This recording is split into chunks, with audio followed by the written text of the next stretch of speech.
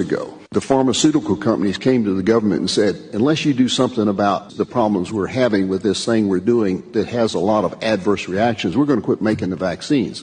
So the government stepped in and created an immunity. Right now, pharmaceutical companies have total immunity for vaccines. They are not responsible for any adverse reactions or death from the vaccines. You get a vaccine and you're on your own. And so that's one of the things we're faced with here is this bold, self-righteous requirement that to protect people require the vaccine.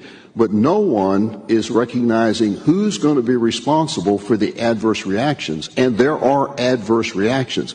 I have a report in Medicare, out of Medicare, which is a very accurate report that shows we're having significant reactions and numbers of deaths. And so until somebody says they're going to be responsible, all we're doing is shoveling back off on the worker that if they get the vaccine and have an adverse reaction, they've got to take care of it themselves. So for those that are advocating that this is the right thing to do, somebody is going to have to step up and say who's going to be responsible for it. And Mr. Chairman, that's one of the main things that's missing from this whole thing is it's all dumped on the individual that is being forced to take this medical procedure, experimental medical procedure that is far from perfect, well documented far from perfect, in which we have had thousands of people die and thousands of people end up in the hospital, but they are responsible for it, not the employer, not the government, not the manufacturer who's putting it out. And until we